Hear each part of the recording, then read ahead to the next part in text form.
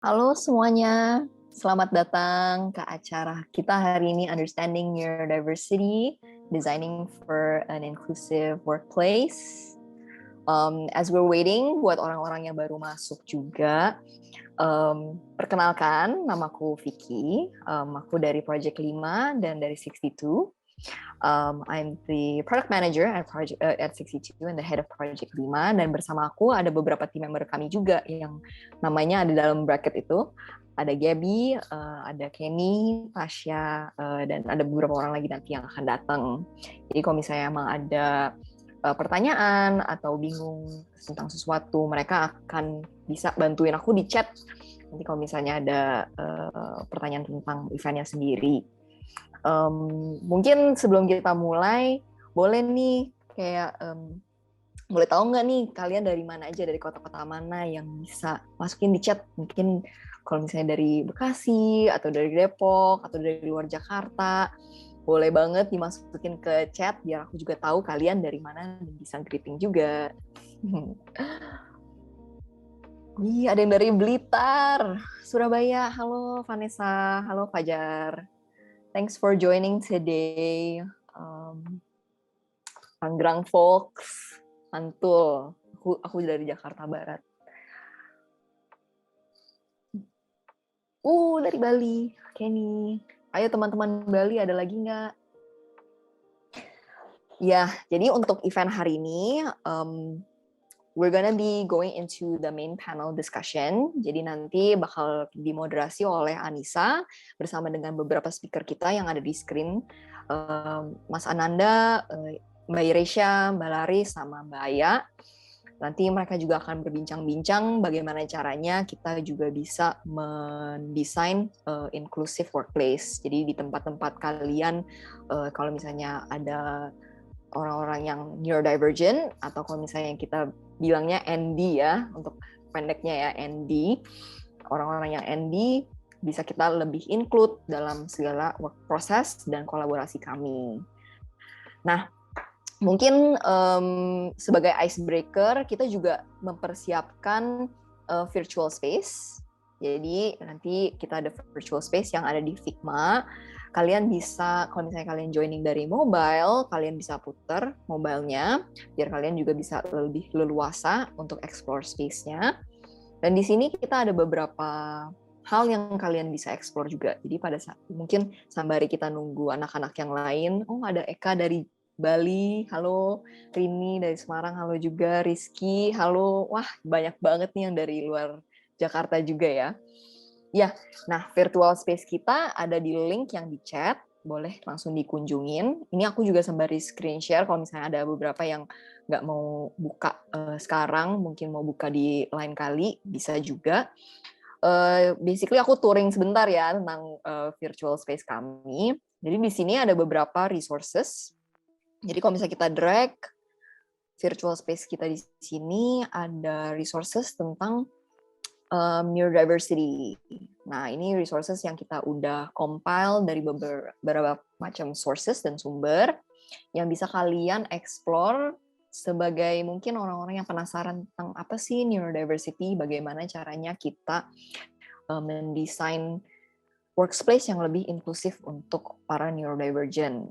Nah, dari teman-teman anotasi, sebenarnya mereka sempat sediain quiz seinklusif apa lingkungan kerjamu. Nah, ini kuisnya menarik banget, seru banget, boleh banget kalian coba nih kuisnya. Aku nggak bakal buka di sini, boleh kalian coba masing-masing. Nah, Tasya udah sempet nge-share juga di linknya. Dan ada beberapa cara kita menghandle neurodivergence lain. Jadi boleh nih di-explore banget virtual space kita, ada beberapa macam resource yang bisa kita share. Nah, mungkin untuk beberapa orang yang belum tahu apa sih neurodivergent, bisa banget ke website Project 5 yang baru aja kita launch, Understanding Neurodiversity. Di sini kalian juga bisa tahu apa sih stigma-stigma yang di experience sama neurodiversity. Jadi ini project dari Project 5, kita kembangin bareng-bareng sama anotasi untuk membawa awareness ke teman-teman kayak tentang neurodivergence, terus stigma apa yang mereka face, dan social pressure apa yang mereka alami. Nah, kita juga di website ini, kita meng-unpack banget nih spektrum neurodiversity itu apa. Jadi ada yang dari autisme, lalu ada yang dari dyslexic, dan sebagai neurotypical kita sebenarnya di tengah gitu. Jadi boleh banget kalau misalnya kalian penasaran, check out website kami. Ini basically sangat, I guess, intuitif buat orang-orang yang baru mau belajar tentang neurodivergence. Juga kalau misalnya ada yang penasaran, strength dan weaknesses para neurodivergent ini apa, dan bagaimana caranya kita bisa meng-unleash their strength gitu. Jadi jangan lupa ya dicek di website-nya. Thank you Elif, thank you virtual space-nya. Si Tasya yang ngedesain loh, jadi kudos ke Tasya. Nah, kalau misalnya kalian lagi explore ke virtual space, ada juga fact sama myth cards. Nih, fact of myth cards ini bisa kalian klik dan intuitif banget. Jadi misalnya contoh nih, dyslexics are not intelligent. Nah, misalnya kalian klik, ternyata itu mitos. Ternyata dyslexia sama intelligence itu nggak connected. Ini ada beberapa fact or myth cards lagi yang kalian bisa explore dan bisa kalian unpack whether it's fact or myth. Jadi silakan ya guys kalau misalnya penasaran. Nah, kalau misalnya kita scroll up lagi, ada Hall of Fame kita. Tada! Nah, di Hall of Fame ini kita mencoba nge-highlight beberapa orang terkenal yang ternyata diagnosed with ND. So, aku baru tahu juga sih sebenarnya Billie Eilish adalah ND. So, it's like Jadi kalau misalnya ada beberapa dari kalian yang tahu orang-orang yang terkenal yang ND, boleh banget dimasukin ke chat biar kita juga bisa berbagi pengalaman atau berbagi ilmu sesama. Kalau misalnya di sini kita sempat lihat, ada Billie Eilish, ada speaker kita juga, Ananda Sukarlan. Albert Einstein, bener. Yes, Cara Delevingne. Nah, aku juga baru tahu ternyata Greta Thunberg, which is an environmental activist yang aku juga follow, dia ternyata juga ND. But super interesting. Adam Levine ND, I didn't know that. Okay. Boleh banget nih kalian kalau misalnya ada tahu seseorang lagi yang terkenal, yang also ND, boleh banget ya nih masukin. Oke. Nah, kalau misalnya kita ke samping lagi, kita bisa ngelihat confessions wall. Nah, over here kita bisa melihat beberapa shout out dari para neurodivergent kita yang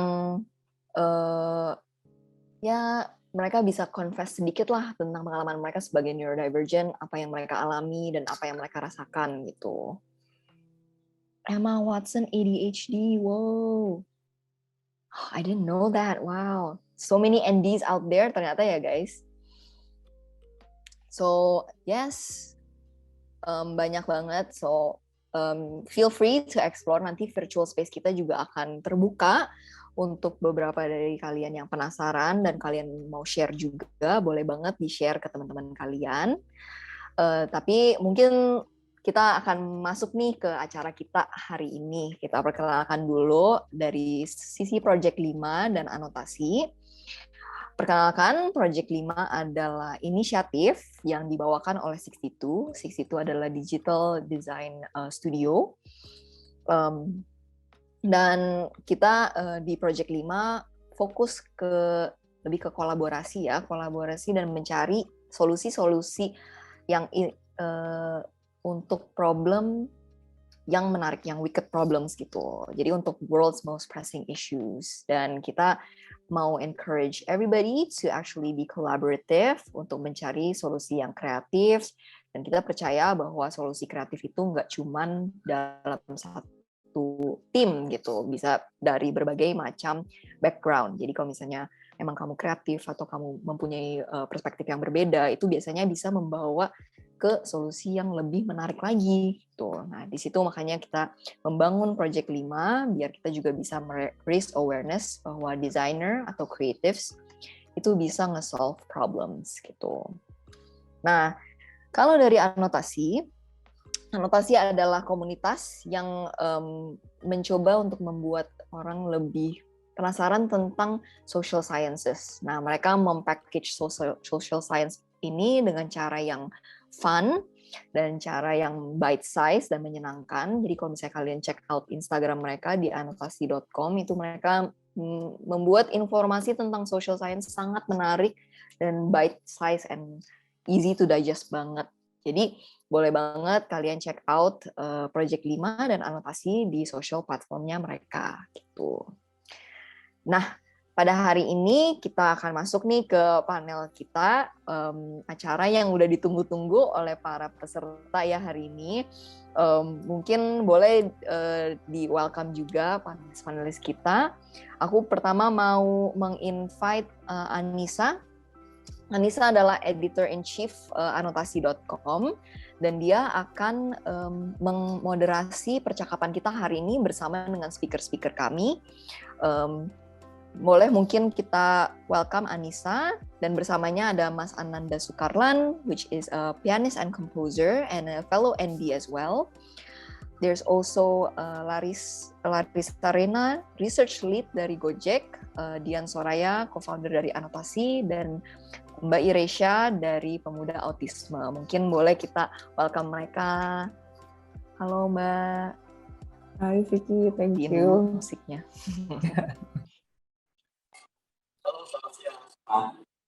Oke, thanks banget Vicky sambutannya. Terima kasih juga teman-teman yang udah ada di sini. Senang banget melihat banyak banget teman-teman yang udah gabung di acara yang penting banget ini. Panel kita 90 menit ke depan akan melaju di tema Understanding Neurodiversity, Designing an Inclusive Workplace. Dan kita udah beruntung banget akan ditemani nanti sama panelis atau narasumber yang menurutku punya pengalaman penting yang harus kita pelajari lebih lanjut, terutama untuk mikirin lebih dalam tentang apa yang nanti kita sebut holistic view, one step closer to a neurodiverse workplace. Apa sih artinya itu? Nanti kita akan bahas. Nah, sebelum kita ke topik diskusi, aku manggil dulu kali ya pengisi acaranya. Pertama, aku mau manggil Mas Ananda Sukarlan. Mas Ananda Sukarlan adalah seorang pianis dan juga neurodiversity advocate. Mas Ananda juga bekerja sebagai composer dan The Sydney Morning Herald pernah menyebut Mas Ananda sebagai one of the world's leading pianists at the forefront of championing new piano music.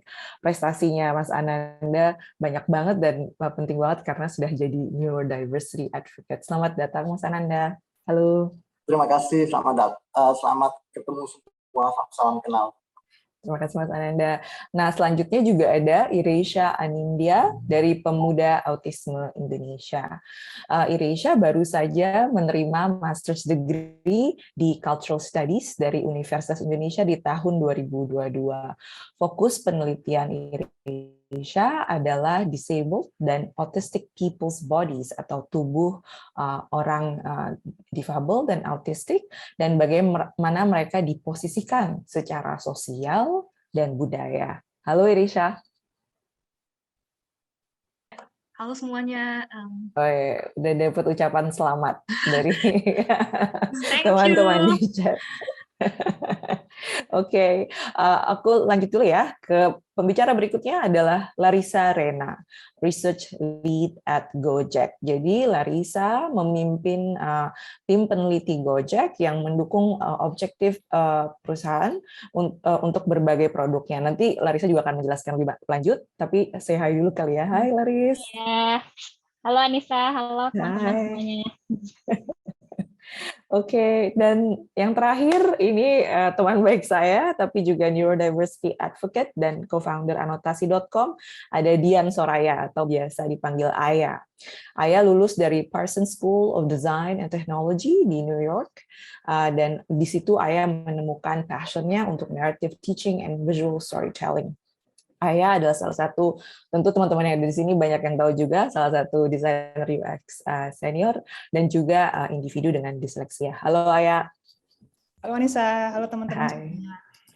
Oke, terima kasih banyak teman-teman yang sudah hadir, angkanya nambah terus, dan juga tentu teman-teman pembicara yang ada di sini. Kita mulai dulu kali ya, jadi kita akan melakukan diskusinya dengan beberapa tahap, kita akan berkenalan dulu dari pengalaman teman-teman yang ada di sini, para pembicara, mengenai apa sih neurodiversity itu, terutama di ruang kerja. Setelah itu kita akan membicarakan yang tadi aku sebut mengenai holistic view. Baru kemudian kita mungkin bersama teman-teman yang ada di sini juga kalau mau berkomentar di chat tentu boleh mengenai gimana sih supaya kita bisa memperbaiki ruang kerja kita supaya lebih ramah dan terbuka terhadap teman-teman neurodiverse. Nah, setelahnya akan ada sesi Q&A tanya jawab sekitar 20 menit. Paling penting dari poin tentang Q&A ini adalah kalau ada pertanyaan, silahkan disampaikan melalui link yang nanti akan dibagikan sama teman-teman panitia. Nah, itu udah ada. Jadi kalau ada pertanyaan selama kita lagi diskusi gitu ya, terus kayaknya ada burning question, silahkan diketik di link tersebut. Jadi di link tersebut nanti ada space untuk mengetik pertanyaan dan bahkan bisa upvote beberapa pertanyaan yang teman-teman anggap penting dan pengen banget kita tanyakan langsung ke rekan-rekan yang ada di sini. Oke? Oke, kalau gitu aku mungkin mau mulai dulu diskusi ini dengan pertanyaan yang cukup general kali ya. Fokusnya ke tantangan dan masalah yang dihadapi teman-teman neurodivergent di tempat kerja. Boleh nggak ya teman-teman yang ada di sini mungkin bercerita, boleh berdasarkan pengalaman pribadi atau mungkin observasi mengenai tantangan apa yang biasanya dialami oleh seorang neurodivergent di tempat kerja. Mungkin aku mulai dari Mas Ananda. Mas Ananda, silahkan. Ya, terima kasih. Sebenarnya kalau ngomong soal lapangan kerja, mungkin saya bukan orang yang tepat karena saya kira sama dengan orang-orang dengan Asperger syndrome lainnya ya, kebanyakan kita nggak bekerja misalnya satu kantor atau satu lingkungan, atau kita punya satu bos gitu ya, karena biasanya kita lebih sulit untuk masuk ke dalam satu society kan. Jadi semua teman-teman yang mengidap Asperger syndrome, teman-teman saya itu biasanya seperti saya, kita tuh menciptakan lapangan kerja sendiri. Seperti saya, kalau musikus, saya memproduksi karya-karya saya sendiri. Tentu ada misalnya investor gitu yang kita kerjasama ya. Tapi sebetulnya lingkungan kerja adalah I am my own boss gitu. Saya bisa bilang gitu. Dan memang itu yang selalu saya nasehatin atau rekomend untuk teman-teman terutama yang masih muda ya, teman-teman dengan Asperger syndrome, bikinlah kayak lapangan kerjaan kamu sendiri gitu. Karena di Indonesia memang lebih agak sulit dan memang kita masih belum bisa terlalu diterima ya. Differences gitu tuh di Indonesia masih dianggap sebagai you are different gitu. Nggak tahu kenapa. Saya juga tinggal di Spanyol. Separuh tahun saya tinggal di Spanyol, dan di sana lebih mudah dan masyarakat lebih menerima segala macam perbedaan, bukan hanya soal neurodiversity, tapi juga misalnya ya perbedaan dalam hal orientasi seksual, LGBT, segala macam, agama, orientasi politik segala macam. Di sana Eropa lebih toleran ya, saya lihat ya. Jadi itu saya rasa sih yang paling baik untuk kita, apalagi kita biasanya kita memiliki satu fokus yang enggak terlalu umum ya. Misalnya saya dalam bidang musik itu musik klasik gitu, yang di Indonesia nggak terlalu umum. Terus kemudian ada teman-teman misalnya dalam bidang aeronautics atau nggak tahu finance segala macam yang kita selalu dibilang bahwa kabel-kabel di otak kita tuh beda itunya koneksinya. Apa kayak ya gitu. Jadi kita lebih susah untuk berkomunikasi secara profesional dengan orang-orang lain sih.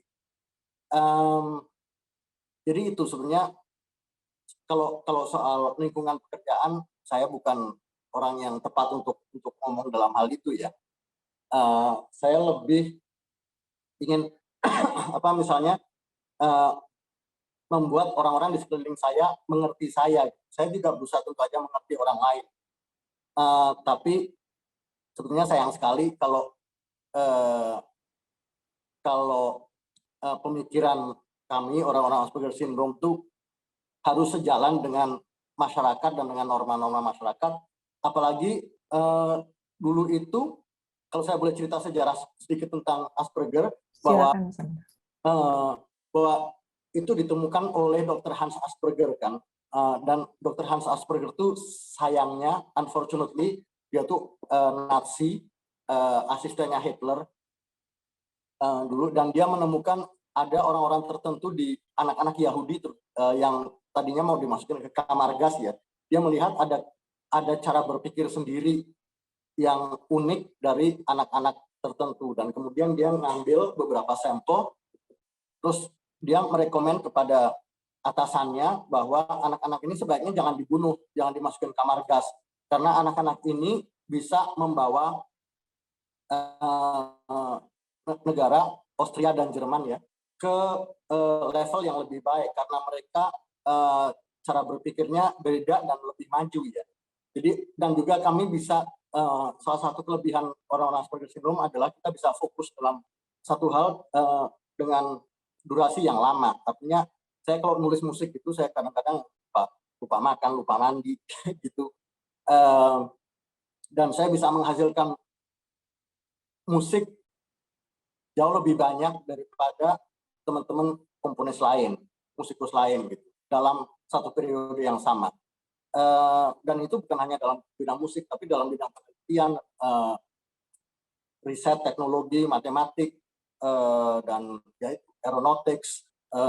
Saya juga punya teman di Amerika yang spesialisasi dalam bidang ozon, di mana di sini belum ada lapangan pekerjaan untuk meneliti ozon yang lapisan paling luar itu. Hal seperti itu. Terus ada teman saya juga yang sebenarnya dia supir taksi di London. Dia Asperger Syndrome dan dia bisa memetakan semua tempat dengan sangat tepat ya. Memang saat ini udah ada Google Map, tapi pasti kelebihannya itu bisa dipakai untuk hal-hal yang lain kan. Jadi ya itu, semua teman-teman saya yang dengan Asperger Syndrome itu nggak bekerja untuk itu satu perusahaan. Gitu sih. Oke. Makasih banyak Mas Ananda. Walaupun tadi diawali dengan nggak biasa di ruang kerja yang konvensional gitulah ya istilahnya di Indonesia. Tapi justru menurut aku poinnya Mas Ananda itu justru tajam banget untuk membuka diskusi kita ini gitu, bahwa itu memperlihatkan di Indonesia tuh ruangannya masih sedikit sekali gitu, dan istilahnya mungkin teman-teman yang dengan Asperger Syndrome atau mungkin bentuk neurodivergence lain sepertinya kok diminta untuk lebih hebat gitu, harus wira swasta, harus entrepreneurial gitu, sedangkan harusnya seperti tadi Mas Ananda bilang, kok di Spanyol dan beberapa bagian dunia lainnya sudah bisa menerima orang dengan lebih baik gitu ya. Nah, aku mau pindah dulu mungkin ke Ireisha. Boleh menanggapi tadi apa yang Mas Ananda bilang, tapi mungkin boleh juga Ireisha karena peneliti di bidang ini mungkin juga bisa menanggapi, atau mungkin share juga pengalaman pribadi juga boleh Ireisha tentang tantangan-tantangan yang biasanya dialami orang yang neurodivergent. Ya, makasih Kak. Makasih Kak Anissa. So basically, Untuk pertama-tama gini ya, ingin sekalian meluruskan gitu ya, penelitianku emang kayak memang biasanya membahas soal autisme, but like buat yang semua ini ya, semua partisipan Zoom, sebenarnya kajianku lebih ke arah kayak budaya gitu ya, sosial budaya, kayak humaniora, so like kayak kalau misalnya mungkin kita mau menanyakan soal apa ya, soal saya hal psikologis, like I can explain it gitu ya, aku bisa menjelaskan definisinya, tapi kalau mungkin kita membahas lebih jauh kayak yang perintil-perintilannya, or like misalnya kayak hal-hal yang misalnya tentang gimana sih cara untuk memperlakukan gimana sih kalau saya ada kasus A ini kayak kira-kira di terapinya gimana, basically please go to the professional gitu ya, but like what my interest is gitu ya, ketertarikanku adalah lebih ke arah bagaimana sih kita menerima, bagaimana sih kita memandang kayak individu-individu neurodivergent gitu ya di dalam masyarakat.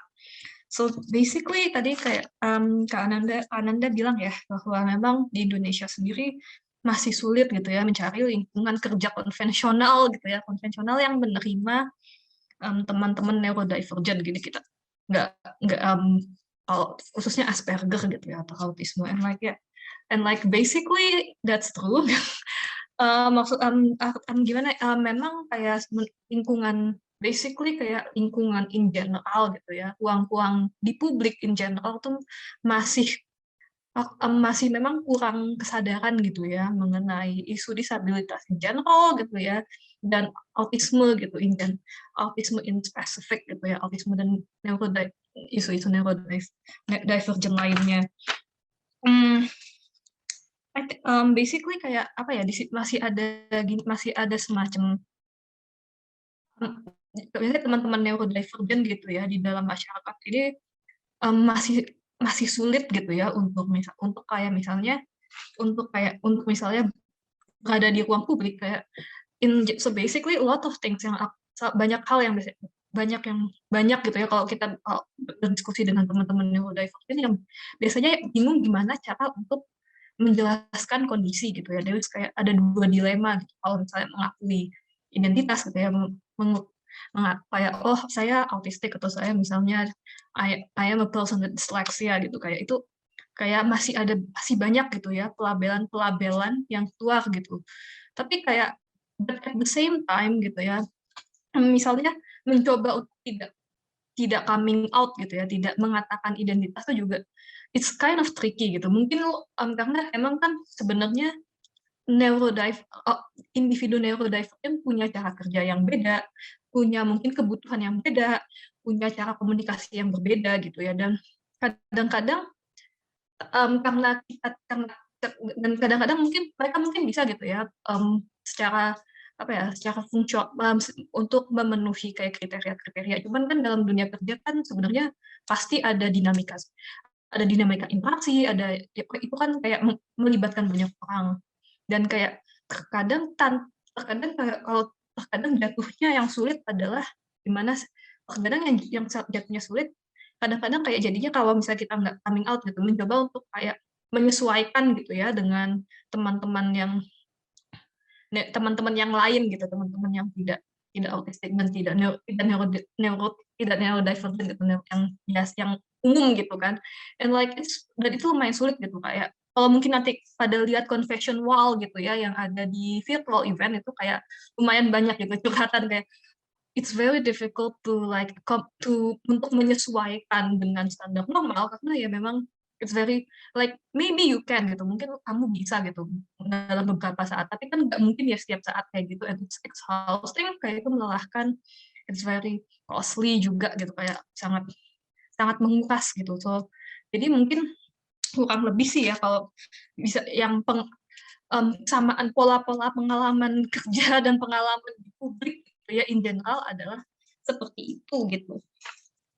And basically ya aku pengalamanku sendiri pernah ya lingkungan kerja gitu ya, kayak basically kerja yang kayak bukan kantoran sih ya, tapi kerja yang kayak konvensional yang ada bos dan lain sebagainya, and like one of the most dan memang kayak yang dikatakan sama Kak Ananda gitu ya, masalah yang lumayan sulit gitu ya, lumayan tricky, lumayan pelik gitu ya, adalah memang masalah kayak komunikasi, kayak masalah komunikasi gimana sih mengkomunikasikan sesuatu. Karena kadang-kadang memang cara komunikasinya beda gitu ya. And like sometimes like there was kayak, dan ini kayak spesifik. Sebenarnya sih nanti kalau ikut workshopnya PAI nanti akan dibahas lebih lanjut ya. So I'm not going to like explain. Tapi emang kayak komunikasi kan sebenarnya mulai dari penugasan, dari budaya kerjanya gitu ya, kayak budaya hangout gitu.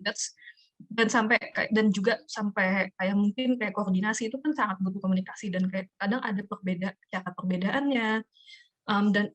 Dan basically atau misalnya kayak secara recruitment gitu ya, ini sebenarnya di awal ya, tapi secara recruitment misalnya ada recruitment juga kayak kadang-kadang tuh sangat bias gitu ya, terhadap bias kayak teman-teman individu autistik mungkin kurang nyaman gitu ya wawancara lisan.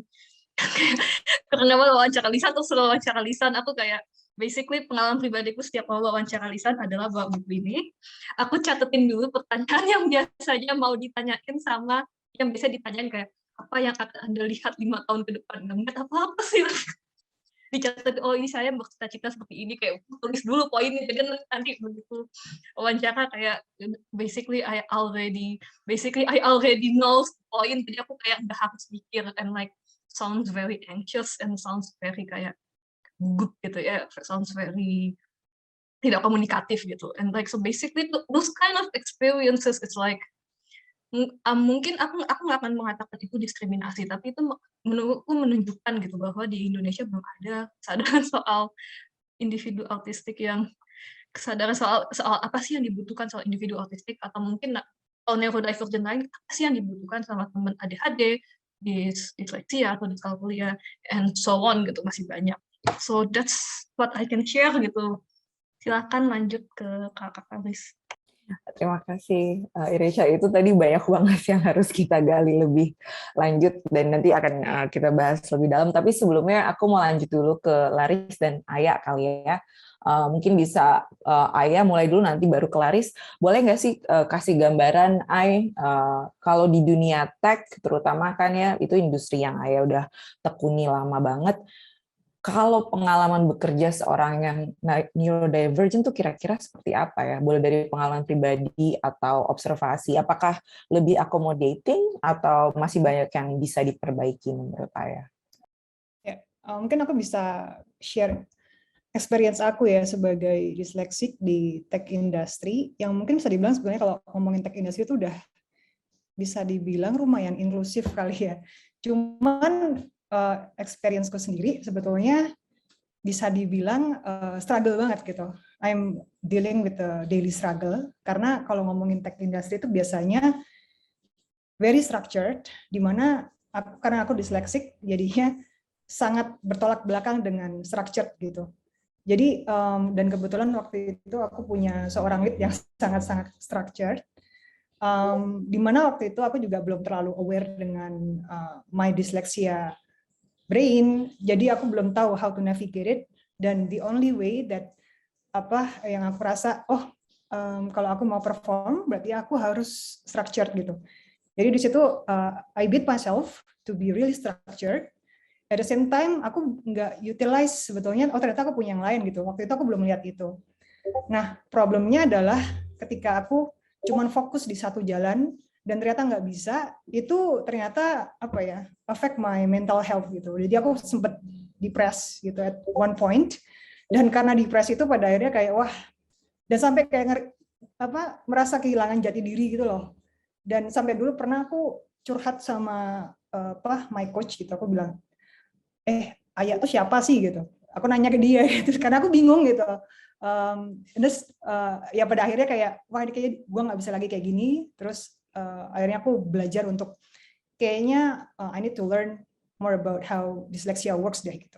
Nah mulai dari situ akhirnya belajar gitu ya, dan ternyata emang beda banget, dan I discover a lot of things about the strength, the creativity, yang ternyata lebih abstract thinking and so on gitu. Tapi sebetulnya kalau to summarize, selama aku kerja tuh aku ngerasa aku suka pakai analogi penggaris gitu ya. Mungkin di tech industry yang aku pernah jajaki gitu, kayaknya tuh baru pakai satu penggaris gitu untuk mengakses orang. Ini konteksnya untuk hiring, untuk performance assessment. Itu tuh ternyata tuh kayaknya cuma rely on satu penggaris doang gitu loh. Padahal seharusnya ternyata orang itu ada banyak macam-macam itu ya, ada different abilities dan different needs, dan mungkin butuh penggaris lain nih gitu. Kalau yang sekarang tuh kebanyakan mungkin penggarisnya lurus gitu, tapi mungkin kita butuh penggaris yang segitiga atau lingkaran gitu. Nah itu yang aku belum terlalu lihat di situ gitu, karena memang diskusinya belum pernah ada, awareness-nya emang masih kurang banget gitu ya. Dari company-nya belum aware, dan dari employee-nya sendiri juga aku yakin banyak yang belum aware juga gitu. Jadi sama-sama clueless lah di sini gitu. Jadi dan the problem is when sama-sama clueless, tapi dan di situ ada gap kan berarti antara abilities dan apa yang di-expect gitu. Nah, karena clueless jadinya dipaksa gitu. Nah, itu bisa beating their confidence, dan yang paling bahaya adalah ketika si individu atau pekerja ini affect it's ruin their belief system kalau mereka tuh nggak bisa gitu, and it will affect their rest of their life gitu. Dan mungkin di sini aku beruntung aku bisa bounce back, dan aku yakin banyak banget teman-teman yang struggle dan akhirnya mereka percaya bahwa mereka nggak bisa gitu. Itu mungkin ya dari pengalaman aku, Anissa. Thanks banget Aya. Itu tadi refleksinya penting banget. Kadang kita suka melihat industri tech sebagai industri yang paling mungkin progresif gitu ya, paling maju dalam berbagai hal, obviously karena teknologinya. Tapi tadi seperti Aya bilang, ternyata masih banyak banget perusahaan yang clueless, dan bahkan teman-teman sesama pegawai yang juga clueless. Nah, kalau dari kacamata mungkin managerial atau team lead gitu, gimana ya, Laris? Apa ada yang bisa di-share ke kita? Oke, ya, Anissa, menariknya nih ya, waktu aku di-invite ke acara ini, terus posting gitu tentang ini ya, gitu. Oh ya, akan ada acara ini nih, aku isi gitu. Ini di sosial media aku. Ada beberapa rekan kerja yang jadi membuka diri gitu, terus bilang bahwa mereka itu neurodivergent, yang selama ini aku nggak tahu gitu ya. Mungkin selama ini mereka juga nggak tahu bisa ada ruang untuk cerita itu ke siapa ya gitu ya, karena takut dengan stigma itu gitu. Malah ada salah satunya itu yang bilang jangan kasih tahu siapa di kantor ya gitu, karena takutnya nanti aku dinilai kurang produktif gitu ya, terus ya karena kurang jenis fokusnya berbeda gitu ya, banyak sangat banyak ketakutan di situ gitu. Yang berarti kan selama ini ketika aku berinteraksi dengan teman-teman ini, mereka juga menganggap aku bagian dari yang nggak bisa nih kayak cerita sama Laris, kayak Laris nggak akan ngerti gitu. Baru ketika ada momen nih kayak aku mau bicara tentang ini gitu, aku care tentang isu ini gitu, mereka jadi oh berarti aku bisa cerita sama Laris gitu.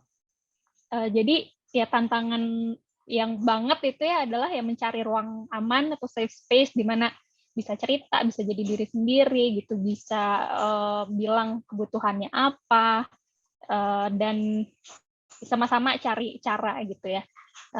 Ya jadi jujur sebelum ini pun ini ya aku sempat cerita pas diundang ke acara ini, aku belum pernah melakukan apa-apa terkait neurodiversity gitu di kantor.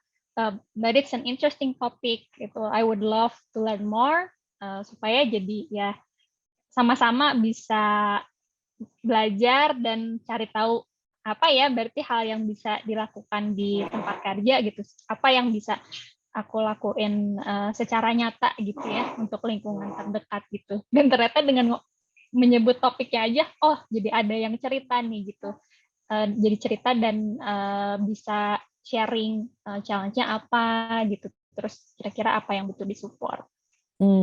Terima kasih banyak Laris. Jadi mudah-mudahan tadi poin terakhir ya Laris itu jadi bahan pikiran juga banyak teman-teman yang ada di sini juga kali ya. Bukan cuma mungkin kalau yang udah level manajerial yang ada di sini jadi mikirin lebih lanjut tentang well-being teman-teman pekerja, tapi untuk yang masih bekerja mungkin baru mulai gitu ya, atau masih kuliah, sekarang bisa mulai mikirin gimana ya sebaiknya mengkomunikasikan secara baik dan jelas, dan mudah-mudahan nanti makin banyak tempat kerja yang menerima teman-teman yang neurodivergent gitu. Nah, ini tadi kita udah sedikit mendiskusikan, tapi aku pengen tahu sebenarnya kalau dari pengalaman teman-teman yang neurodivergent, sebenarnya bagaimana sih kita harus melihat neurodiversity ini atau keragaman syaraf gitu.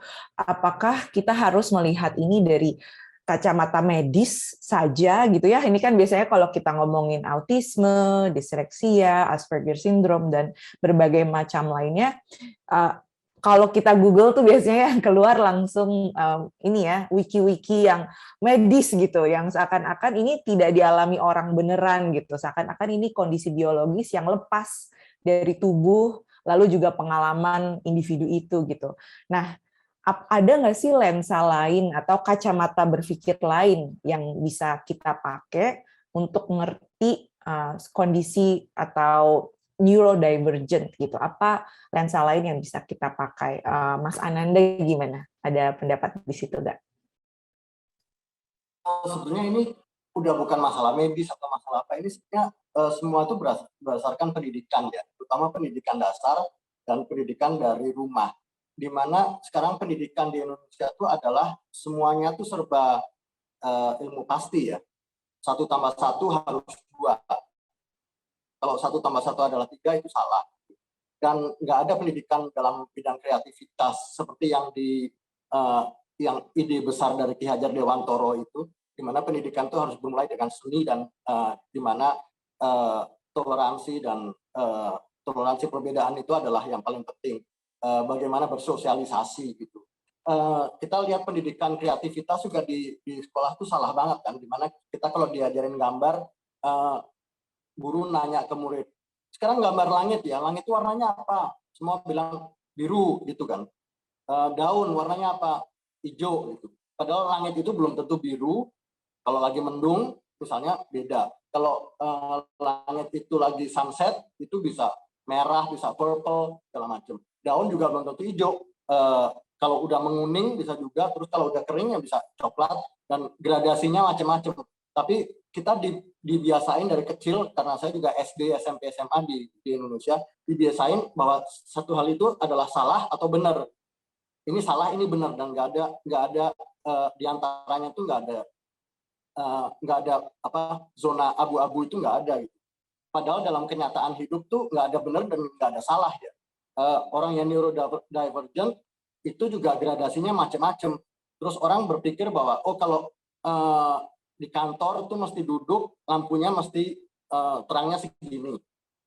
Kalau menurut saya udah benar, berarti menurut semua orang juga harus benar. Sedangkan banyak orang yang terlalu sensitif terhadap lampu. Saya terlalu sensitif terhadap suara, misalnya.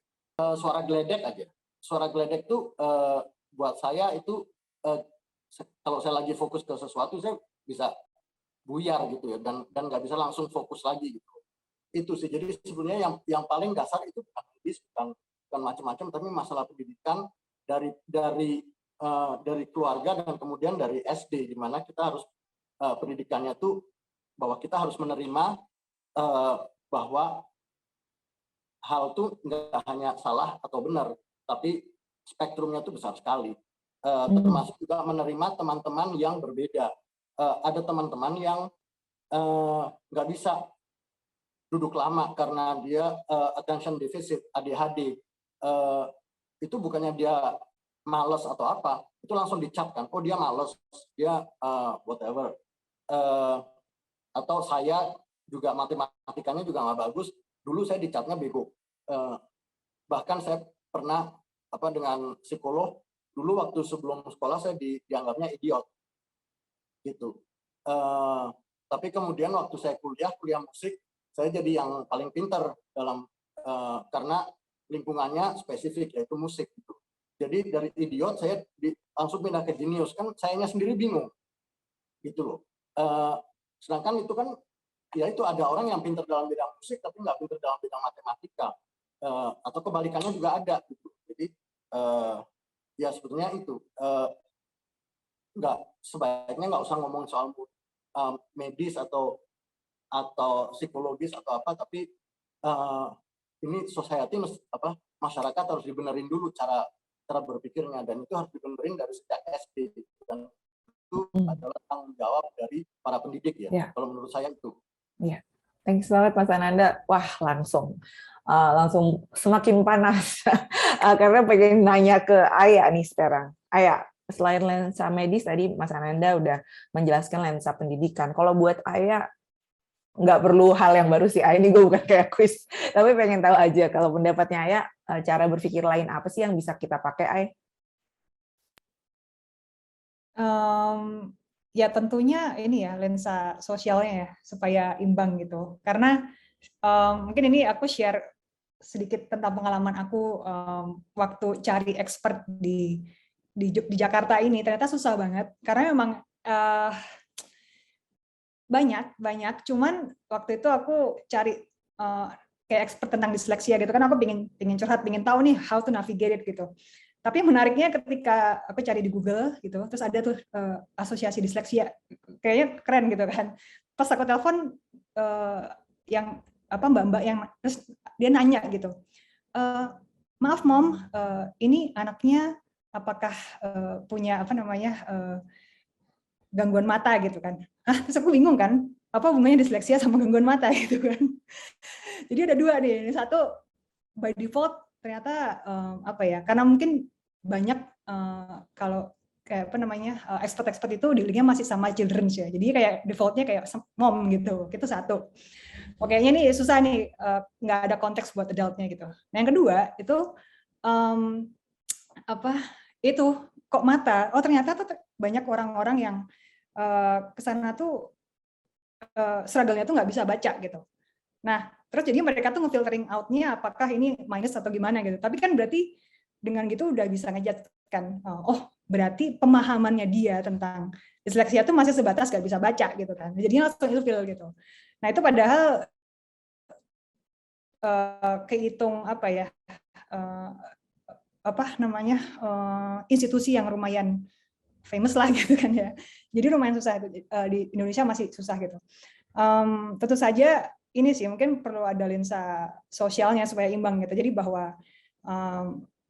bahwa neurodiversity is a mindset dan itu bukan sesuatu yang harus disembuhkan karena in the end of the day ya otak kita udah didesain kayak gitu. Kalau mau disembuhin ya nggak bisa gitu. Dan banyak neurodivergent yang sudah asosiasi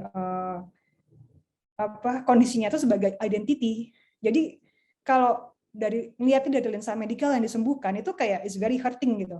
Aku pernah di-share sama teman aku yang dia ADHD, terus di-share video berita tentang ini Adam Levine yang ADHD. Di situ tulisannya Adam Levine menderita penyakit ADHD. Gitu kan. That's very hurtful gitu kan. Wow, itu diasosiasikan sebagai penyakit gitu. Jadi butuh ini sih lensa sosialnya gitu ya untuk paham bahwa ini tuh adalah suatu diversity aja, perbedaan gitu, sama kayak analoginya kayak operation system ada Android sama iOS gitu. Lu kalau misalnya Android ada kelebihannya dia lebih versatile, fleksibel. Kalau iOS mungkin lebih eksklusif gitu ya. Nah kalau misalnya yang iOS itu yang Android ini kayaknya nggak bisa mengakomodir kelebihannya iOS, ya bukan berarti dia rusak kan gitu. Emang beda aja gitu cara bekerjanya gitu. Jadi ini sih perlu ada perubahan mindset dulu nih cara melihatnya gitu. Gitu sih kalau dari aku, Anissa. Thanks Aya. Ini jadi mudah-mudahan buat teman-teman yang lagi nonton juga jadi mulai membuka jalan untuk kita mungkin menggunakan tadi ya lensa yang lebih banyak. Tadi yang udah disebutin Mas Ananda mengenai lensa pendidikan yang lebih kritis gitu ya. Lalu tadi Aya juga bilang tentang lensa sosial. Nah, salah satu yang kita mau tawarkan di diskusi ini sebenarnya yang kita sebut lensa holistik gitu. Yang tadi tentu kalau kita pahami kata holistik artinya menyeluruh gitu. Tapi menyeluruh yang seperti apa? Nah, ini yang bisa ngejawab adalah Ireisha, karena kita juga udah belajar banyak dari Ireisha, teman-teman di anotasi dan di Project 5 juga. Thanks banget kepada Ireisha. Nah, Ireisha boleh dong share sedikit mengenai kira-kira kalau holistik itu cara pandang yang seperti apa ya? Ya, makasih banyak ya atas kesempatannya. So basically ini ya soal lensa holistik gitu ya.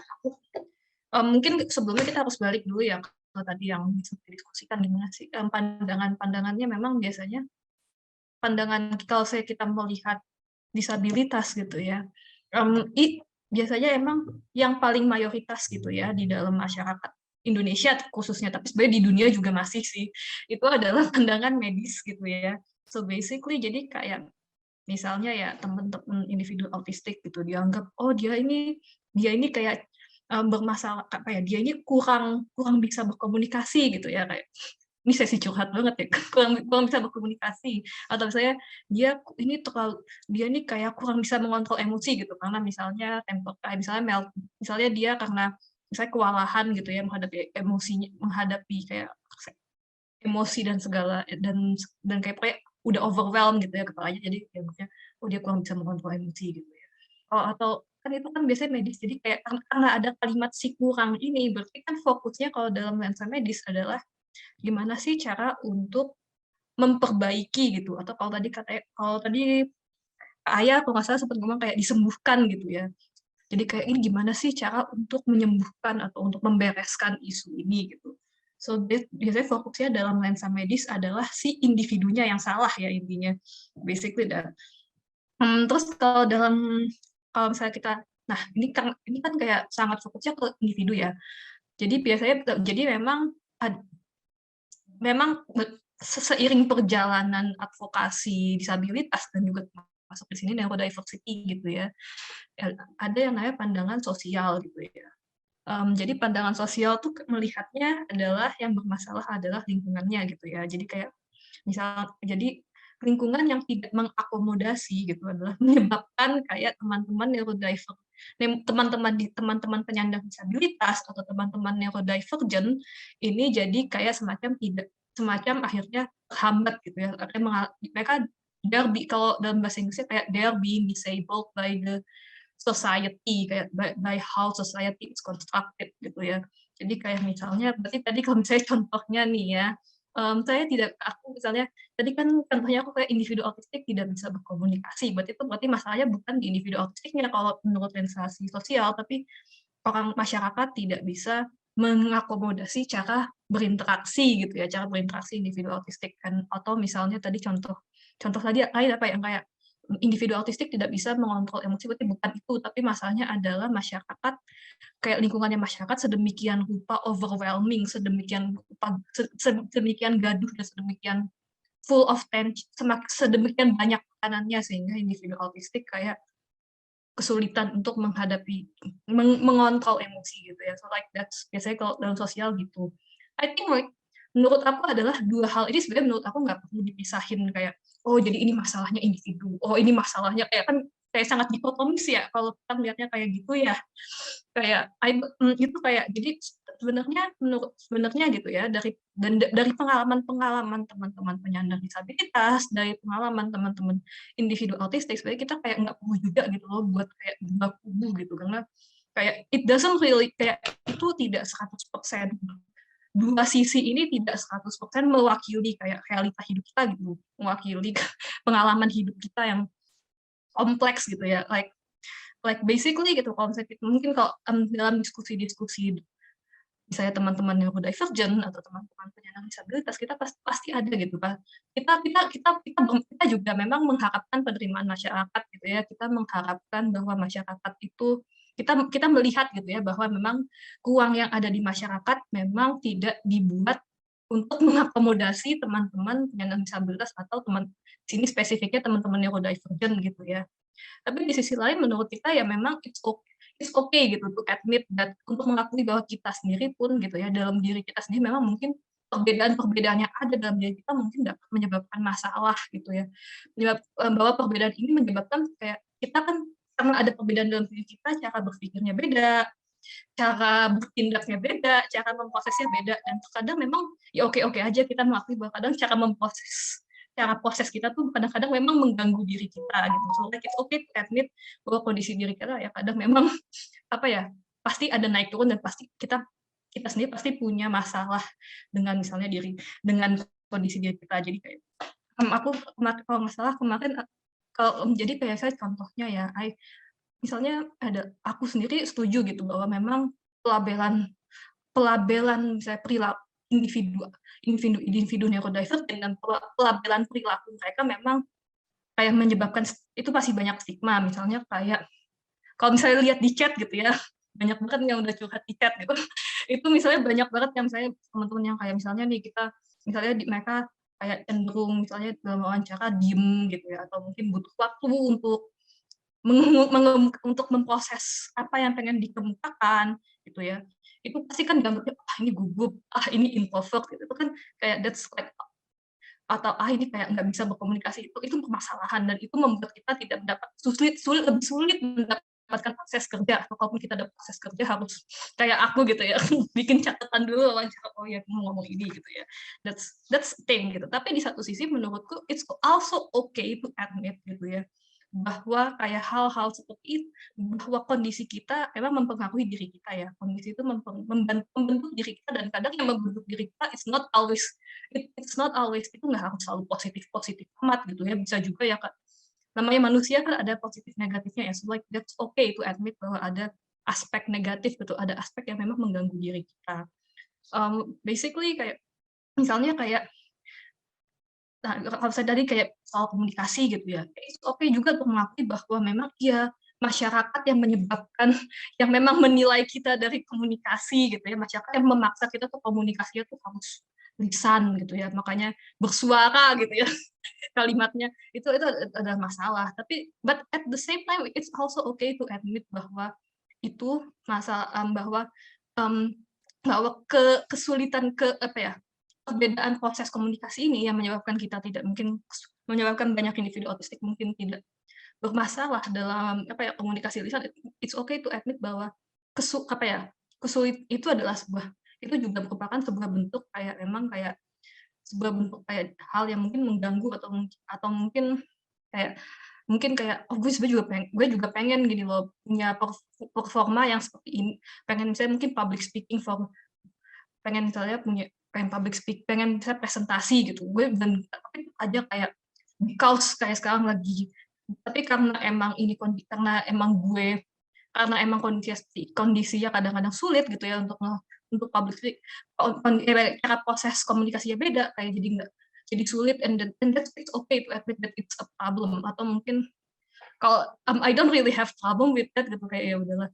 Tapi kalau yang contoh pribadiku gitu ya, so basically kayak individu autistik, aku agak beda ya sama Kak Aya ya. Kalau Kak Aya kan nggak nyaman ya dengan struktur, so basic autistik kayak teman-teman autis aku sendiri gitu ya, sebagai individu autistik sebenarnya sangat menyenangi struktur gitu. So like I really like structure gitu, karena emang fungsi cara proses pikirku berbeda, and like it's very kadang-kadang sulit gitu untuk misalnya melakukan sesuatu yang tidak unstructured gitu, yang emang impromptu banget gitu. It's kind of difficult. Jadi kayak sometimes like it's not necessarily about penerimaan, tapi misalnya gue mau mandi aja tuh lama banget, kayak it's impromptu thing gitu, kayak kalau saya nggak dijadwalin dulu males banget mandi, and like that's annoying gitu. Itu kayak gak ada hubungannya sama penerimaan sosial, itu hanya sesuatu yang mungkin aktivitas sehari-hari yang memang itu adalah perbedaan proses yang mempengaruhi aktivitasku sehari-hari, yang pada akhirnya juga menyebabkan kayak mungkin kayak perbedaan permasalahan gitu ya. So like menyebabkan mungkin teman-teman neurotipikal tidak akan mengalami permasalahan seperti ini gitu ya. Tapi buat individu autistik that can be a problem gitu. So itu sih menurut aku, holistik adalah kita melihat dua dimensi ini, kayak dimensi si medis itu berarti kan dimensi internal dirinya gitu ya, karakteristik dirinya, dan kita melihat si dimensi model sosial ini sebagai keduanya adalah bagian dari pengalaman individu neurodivergent gitu sih. Thanks, Irisha. Laris, silahkan. Ya, ini buat aku menarik banget ya, karena tentang lensa holistik ini aku baru belajar dari Project 5. Ya, yang sering dengar gitu kan, kayak baca juga di berita atau kayak ya orang-orang di sekitar gitu kan, kayak memperlakukannya ini masih banyak dari sisi medis tadi ya.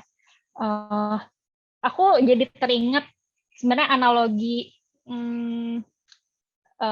mungkin kalau sama ini ya, kalau dengan tubuh fisik gitu, kalau orang yang alergi atau punya intoleransi sama suatu bahan makanan gitu. Jadi ya secara medis atau biologisnya kan kita perlu tahu ya, misalnya orang ini alergi kacang. Kalau dia makan kacang, yang terjadi dalam tubuhnya apa sih, reaksinya kayak gimana gitu. Terus apa yang harus dilakuin untuk meredam reaksinya, apakah yang alergi shot gitu ya, atau kayak gimana gitu ya, perlu diintervensi secara medisnya. Tapi secara lingkungan juga kita bisa siapin kalau kita sadar, oh ada nih yang namanya alergi kacang gitu. Dan kalau orang punya alergi kacang yang yang tingkat keparahannya tinggi itu kan ya sampai bisa membahayakan keselamatan gitu kan. Dengan pengetahuan itu, jadi bisa mengarahkan, jadi kayak oh makanan yang ini ditanda ini ada kacangnya gitu ya. Untuk kamu yang alergi kacang jangan makan yang ini gitu. Ya aku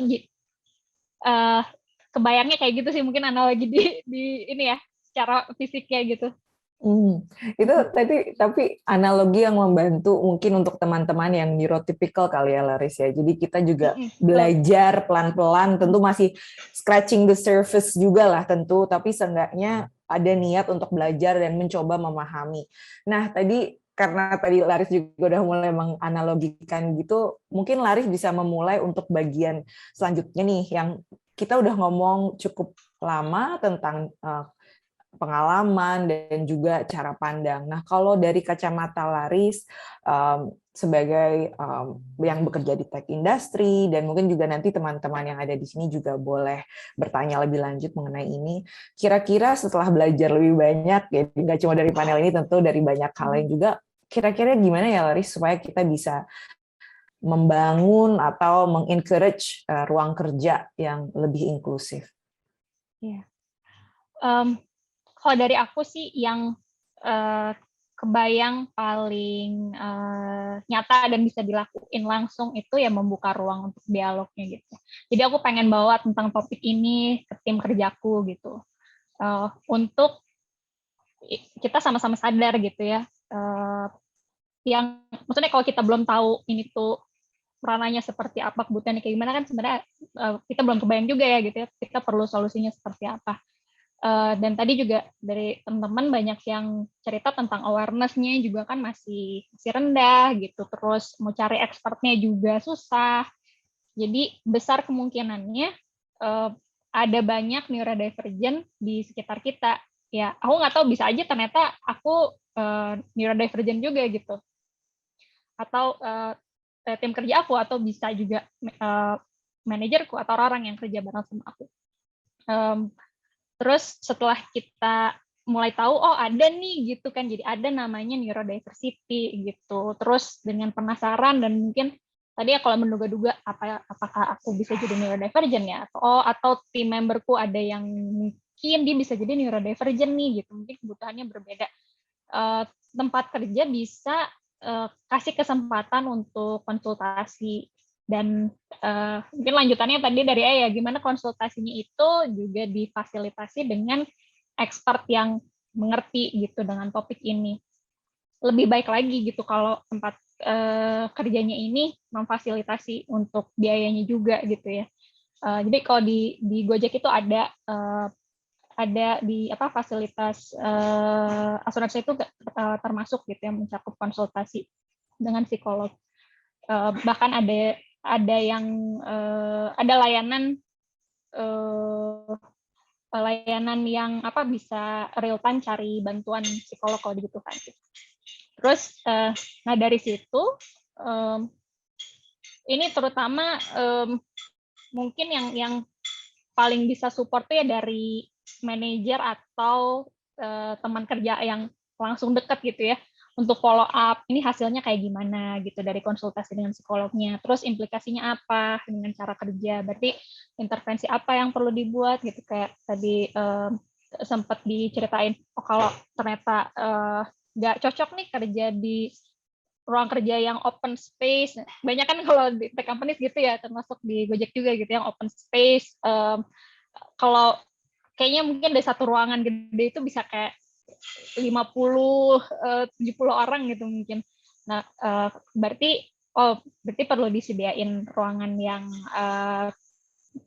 yang opsi lain gitu ya, yang enggak kerja di open space yang bisa jadi distraktif gitu. Dan ini benefitnya enggak hanya untuk neurodivergent kan gitu. Maksudnya neurotypical juga bisa punya preferensi dan untuk lingkungan kerja yang nggak sedistraktif itu gitu misalnya gitu. Jadi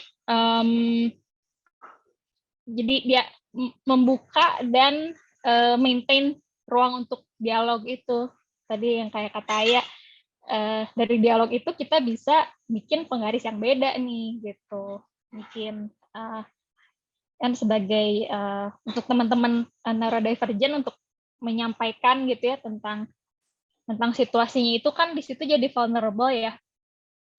Ya sempat kemarin ada teman-teman yang cerita gitu, khawatirnya kalau cerita tuh nanti dianggap lebay gitu, atau kayak it's not a big deal, atau takut dikasih keringanan gitu. Ada yang spesifik bilang ke aku, ya please don't treat me differently ya gitu. Aku tuh pengen produktif gitu. Aku nggak mau jadi expect performance-nya itu kurang dibanding teman-teman yang lain gitu. Nah ya sebenarnya bukan soal yang mana yang kurang mana yang lebih gitu kan, tapi dengan tadi ya challenge-nya dan strength-nya berbeda gitu, dimana butuh ya kita bisa definisiin bareng-bareng, berarti kayak gimana way of working yang paling bisa meningkatkan performance kerjanya gitu yang sesuai dengan kebutuhannya, dan jadi ya semuanya itu ya berhak untuk punya dignity dalam pekerjaan, kayak aku empowered gitu, aku bisa melakukan pekerjaan, I work differently but I contribute the same with the work that I do. Itu tadi udah langsung enak gitu ya susunannya, open conversation, and then maintain, menjaga hubungan, memastikan ada follow up, lalu tadi empower. Itu ide yang bagus banget, Laris, thanks banget. Nah, Aya, aku kayak dulu kali, dari pengalaman kamu dan juga mungkin kalau ada ambisi gitu, seandainya Aya bisa punya ruang kerja atau relasi kerja kali ya, yang lebih inklusif, itu seperti apa sih, Ay? Oke, aku mungkin mau ngasih dari dua perspektif. Yang pertama buat leader atau policy maker di perusahaan, sama buat individu neurodivergent-nya ya. Karena aku kebetulan ada di dua role itu juga. Nah, yang pertama mungkin buat leader and policy maker, tadi juga nambahin sama Laris, selain selain juga membuka diskusinya, aku rasa itu is the easiest entry point lah gitu, create the discussion. Terus juga yang penting adalah educate yourself about the neurodiversity dan different working style. Jadi kalau di kreatif atau di tech industry itu sebetulnya nggak necessarily neurodivergent, tapi bahkan kreativitas itu ada beberapa tipe creative style gitu. Aku ada source-nya dari Column 5 Media, ada 4 tipe creative types. Ini nggak ngomongin neurodiversity, tapi ya different types of approach on the creative person gitu ya. Dan setiap types-nya ini bisa beda-beda nih approach-nya gitu. Nah, yang kedua itu make a safe place ya, tadi nambahin juga Laris, buat orang disclose their different ability. Dan memang ini tuh agak tricky-nya yaitu ya, kadang mereka tahu tapi nggak mau disclose karena mungkin kayak nggak mau dikasihani gitu ya. Tapi penting juga sebetulnya create that space supaya mereka itu bisa at least nge-reveal, karena as simple as mereka expressing their different ability itu bisa bisa agak lega dikit lah. Jadi ngambil beban gitu. bisa affecting their mental health juga gitu. Nah terus mungkin ada beberapa praktis yang sudah dilakukan di tech industry, kayak misalnya office buddy ketika ketika on board ke company biasanya ada buddy gitu kan. Nah ini mungkin bisa jadi entry point juga untuk mengedukasi neurodiversity gitu, bahwa mereka tuh bisa nge-support with menyesuaikan kebutuhan individu neurodivergentnya. Nah terus nanti ambisinya lagi adalah hire neurodivergent in the management team gitu. Jadi ini akan ngefek banget impact-nya. Karena aku sendiri juga aku di management team, jadi aku bisa bisa do a lot on this area gitu ya. Dan karena aku juga lebih sensitif gitu. And then other than that, itu mungkin bisa belajar dari company yang sudah implement neurodiversity, dan ya tentunya di tech industry memang lebih untuk saat ini memang kebanyakan di tech ya. Jadi ada SAP, Dell, Goldman Sachs, and then even ada sebuah startup yang dia itu cuman mau hire neurodivergent individual gitu. Namanya astronot, aku agak lupa gitu.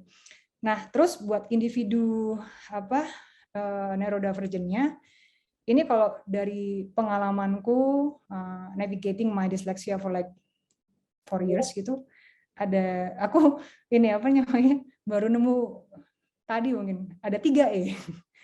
Educate yourself, educate your support system, and educate your workplace gitu. Yang pertama, educate yourself, it's all about journey, mengenali diri. Ini nggak bisa sekali aja, it's ongoing. Kalau sudah didiagnosa, coba baca risetnya tentang kondisi lo, and find things that you really good and enjoy doing, yang bisa mungkin jadi trade off gitu ya dengan weakness-nya gitu. And also yang penting juga, nggak apa-apa kalau selera atau cara pandang lu tuh beda gitu. Be proud of it, and don't try too hard to fit in. Kalau belajar tata krama nggak apa-apa, karena memang itu sangat penting ya. Karena kita juga butuh sosialisasi kan. Tapi jangan sampai compromise selera atau perspektif lo gitu. Karena justru di zaman sekarang tuh perspektif neurodivergent ini tuh yang bisa kasih warna dan nge-challenge status quo gitu. Jadi justru ditonjolkan gitu. Karena ya sekarang juga kalau di tech company itu kan kayak meng-embrace the culture, tapi justru itu jadi create culture yang homogen sebetulnya gitu. Jadi justru itulah lu bisa kasih warna lain gitu. Nah, terus yang kedua, educate your support system. Kalau punya teman, sahabat atau komunitas gitu, can start with that as well, karena ini yang jadi penopang juga lah gitu. Dan terakhir adalah educate your workplace, your workplace, mulai dari peers, and then your leaders as well. And I know it's maybe hard at the beginning karena tadi itu nggak pengen dikasihani, tapi believe me, it's a one step. Sometimes you need to take a leap of faith gitu ya buat itu gitu. And it can also affect nanti buat lu bisa do it for others juga nanti kalau misalnya ada neurodivergent gitu, karena pasti lu nggak sendiri gitu. Mungkin itu sih Anissa dariku. Thanks Aya. Nah, kalau Mas Ananda gimana? Kalau ruang kerja atau mungkin relasi kali ya, Mas Ananda, untuk teman-teman dengan Asperger syndrome atau dengan bentuk neurodivergence lain yang freelance gitu, mungkin kalau nggak ruang kerja, relasi kerja yang lebih inklusif itu seperti apa ya, Mas? Ya, kalau buat saya sih sebenarnya ya udah disebut tadi sama Aya juga gitu. Yang paling penting adalah educate the people around us. Sebenarnya bukan educate tapi membuka mata bahwa ya itu ada perbedaan gitu, ada differences, dan yang paling penting lagi adalah untuk menyadarkan mereka bahwa kita tuh nggak dilahirkan ke dunia ini sebagai beban. Bahkan bisa jadi contoh misalnya orang-orang yang dengan Asperger syndrome, kalau nggak ada Elon Musk, kita nggak akan berpikir bahwa kita bisa ke Mars misalnya, atau urusan mobil listrik dan segala macam gitu. Kalau nggak ada Charles Darwin, akan butuh 100 tahun lagi untuk ngerti bahwa kita berasal dari monyet misalnya gitu. sampai saat itu kan kita berpikir bahwa kita nggak tahu dari Adam dan Hawa dan sebagainya. Kita punya cara berpikir yang berbeda, tapi jangan sampai semua perbedaan itu dianggap ini orang gila gitu loh. Saya juga dalam hal musik juga banyak hal yang berbeda, dan juga terutama misalnya dalam cryptocurrency ya, sekarang berpikir. Saya dari dulu tuh nggak pernah ngerti bahwa itu uang itu sebenarnya gunanya buat apa sih.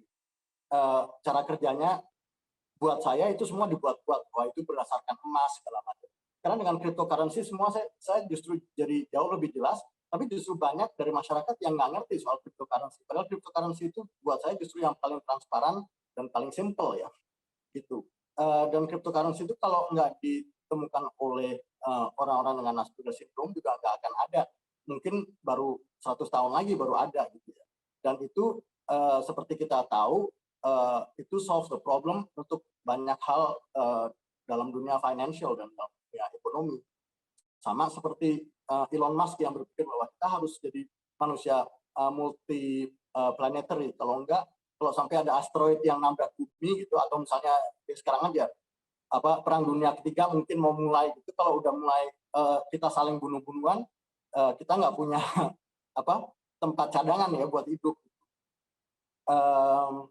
Dan ya memang di Indonesia, lagi-lagi Indonesia memang masih susah karena kita udah dididik mungkin sejak zaman Belanda ya, bahwa ada yang benar dan ada yang salah gitu.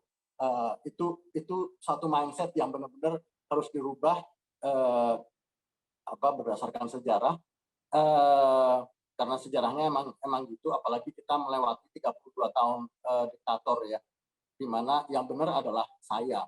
Anda semua adalah rakyat yang harus nurut kepada saya. Kan itu prinsip fasisme dan diktator itu kan sulit sekali memang, dan nggak gampang, dan kita semua harus ikut kontribusi, dan termasuk soal opening up. Memang menurut saya kalau orang udah punya keyakinan bahwa let's say saya ya, saya merasa kalau saya open up, saya bisa membantu orang-orang lain gitu, karena memang situasi saya nggak akan terganggu lagi. Artinya kalau orang mikir saya gila ya udahlah, tapi dari segi profesional, dari segi karir segala macam, saya udah merasa saya cukup established, dari segi ekonomi juga gitu loh. Jadi saya open up dan saya ingin membuka mata banyak orang, itu jauh lebih gampang. Memang kalau misalnya untuk mahasiswa dan orang yang baru kerja gitu, untuk open up bahwa saya tuh neurodiversity gitu, emang masih sulit, karena ya itu situasi masyarakat belum bisa menerima segala perbedaan. Tapi tujuannya kita semua harus, kalau bisa kita open up dan tunjukkanlah ke masyarakat bahwa kita bukan orang yang useless, bukan beban masyarakat, bukan sampah masyarakat, tapi justru kita bisa berkontribusi terhadap masyarakat, seperti orang-orang Asperger, seperti Charles Darwin, seperti Alan Turing, penemu komputer, seperti Elon Musk gitu. Ya, saya sih nggak sampai seperti mereka, tapi at least saya merasa bahwa saya bukan membebani masyarakat dan cuma jadi kalau dulu orang bilangnya orang cacat tuh cuma ya biar dikasih subsidi aja biar tetap hidup, tapi mereka sebenarnya nggak ada gunanya buat masyarakat, nggak gitu sih. Gitu. Oke, thanks banget Mas Ananda. Nah, Ireisha ada yang mau ditambahkan nggak? Kalau dari kacamatanya Ireisha gimana? I think aku setuju sih ya sama semuanya gitu ya, sama Kak Lari, sama Kak Aya, sama Kak Ananda gitu ya. Intinya adalah emang untuk membuat lingkungan yang lebih inklusif gitu ya, untuk membuat lingkungan yang lebih menerima teman-teman neurodivergent gitu ya, itu memang kayak sebenarnya adalah effort usaha kita semua gitu. Jadi kita nggak bisa. Jadi memang jadi memang kita nggak bisa juga. Jadi emang harus dari semua pihak gitu ya. Mulai dari pihak dari kebijakannya, dari teman neurodivergent juga gitu ya. So basically basically aku setuju gitu ya. Mungkin aku agak pengen berbagi lebih ke arah mungkin di sini kan aku berasumsi gitu ya, aku berharap ya, dan aku berharap bahwa semua yang di sini sebenarnya memang tertarik gitu ya untuk mempelajari lebih jauh mengenai isu neurodivergent, pengen tahu gimana sih sebenarnya supaya kita bisa lebih bisa mendengarkan melihat perspektif yang berbeda, yang memang lebih ramah dengan teman-teman neurodivergent. Tapi masih bingung gitu ya, karena karena emang yang kita bahas ya di awal gitu ya. Kalau bisa kita Google autisme, gangguan gangguan perkembangan pervasif, like that's very stigmatizing gitu ya, dan mungkin itu juga akan mempengaruhi pemahaman kita.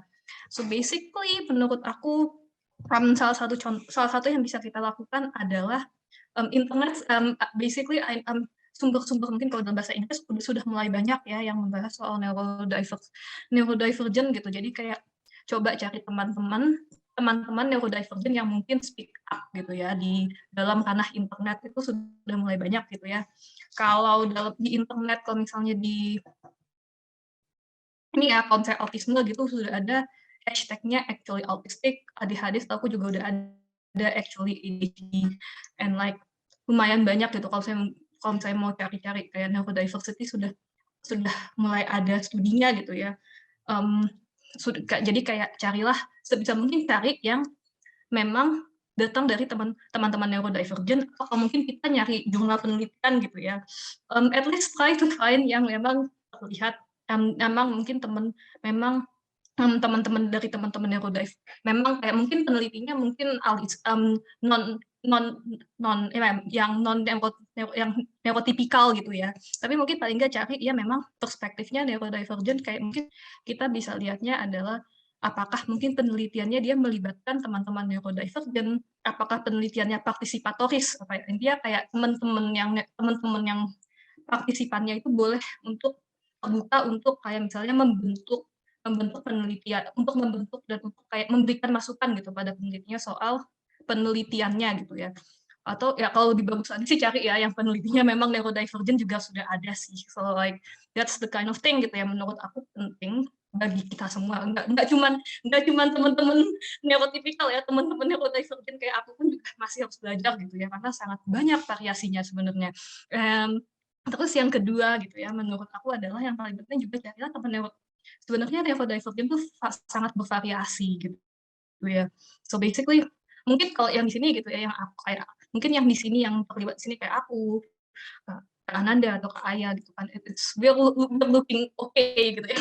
Kayak saya kayak terlihat masih kalau kita nggak ngomong kita autistik atau misalnya kita atau ADHD atau misalnya disleksik, kayak nggak ada yang ini. Tapi kayak try to find, coba cari juga teman-teman neurodivergent yang mungkin akan yang memang speak up di internet, yang memang aktivis, yang memang juga, tapi yang mungkin keadaannya lebih terstigmatisasi gitu ya, memang tidak bisa kelihatannya tidak bisa, memang mengalami lebih banyak kesulitan akses karena mereka tidak dapat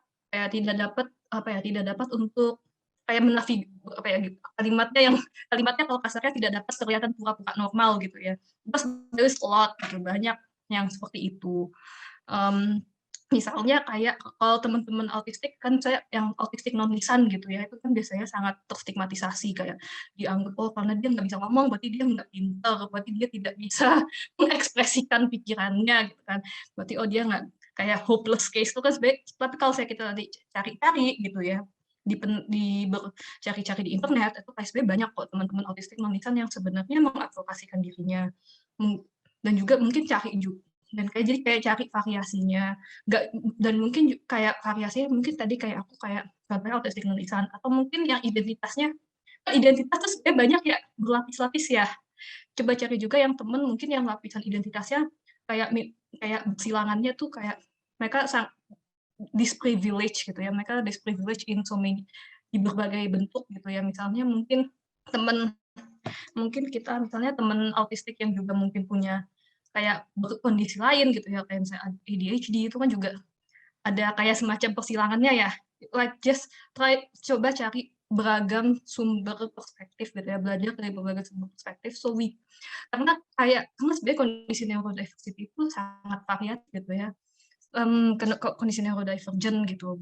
Kalau tadi kan kalau kata Raya itu kan kayak operasi fungsi kayak operating system, dan operating systemnya sangat variatif. So like try to kita coba untuk kayak belajar dari berbagai jenis itu, so we can learn to, kita bisa belajar lebih jauh gitu ya mengenai gimana sih perspektifnya orang, apa yang bisa kita lakukan. Karena menurut aku sebenarnya yang paling penting gitu ya adalah menurut aku kesetaraan itu bukanlah kita pukul sama kata gitu. Jadi kita kelihatan sama semua kayak kita jadi empowernya sama, empowernya tiap orang beda-beda ya. So like keberagaman tuh beda-beda, kebutuhannya beda-beda.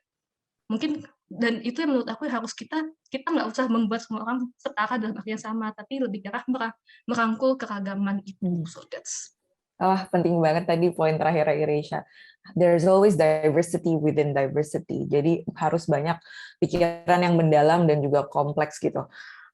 Ini kalau aku banyak banget dapat informasi hari ini yang kalau aku yang neurotypical harus belajar lebih banyak lagi, dan mudah-mudahan teman-teman yang udah gabung juga ngerasa hal yang sama.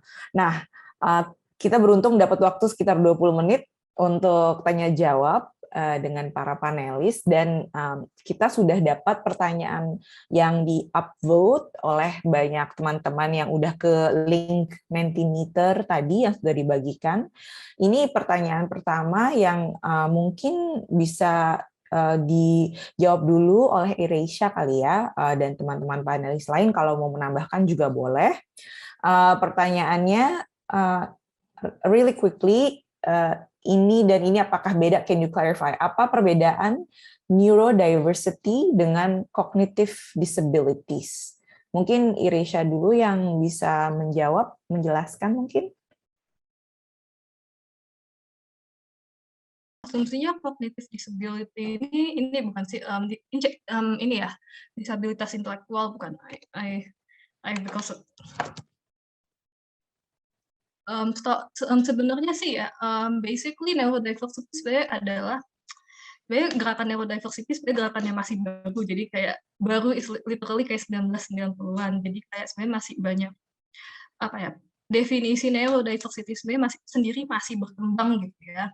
Tapi memang salah satu hal yang diupayakan adalah untuk merangkul jenis-jenis keragaman saraf gitu ya. Jadi teman-teman yang mungkin punya gangguan I'm sorry, it's slip of the tongue, yang punya kayak disabilitas intelektual, itu sebenarnya juga benarnya sih memang kita juga mencoba untuk merangkul itu, jadi masuk juga lah ya dalam neurodiversity, but like ya, tapi memang harus diakui gitu ya.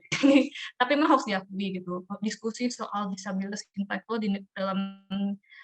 dalam pergerakan neurodiversity sendiri juga memang masih baru dimulai gitu. So, jadi jawaban sederhana adalah iya, tapi memang masih perlu didiskusikan lebih perlu digalakkan diskusinya lebih lanjut.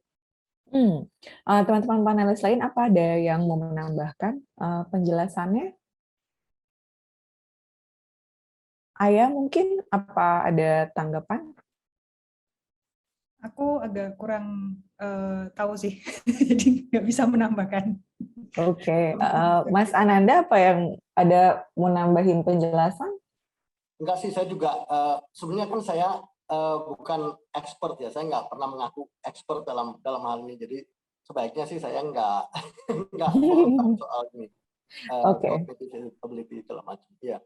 Iya, dan mungkin tadi pesan utama panel ini juga kita berusaha untuk mencari lebih lanjut kali ya daripada sekedar label-label ini, tapi juga memahami lebih dalam gitu. Tadi yang udah kita bahas lensa holistiknya juga, dan tadi yang udah banyak dan aku nggak akan ulang lagi. Tapi oke, bagaimana kalau kita lanjut ke pertanyaan kedua? Ini mungkin pertanyaannya untuk Laris dan Aya. Di tempat kerja, apa aja sih challenges untuk teman-teman untuk mencari pekerjaan? Dan kira-kira gimana sih cara mendisclose kondisi neurodivergence dengan aman?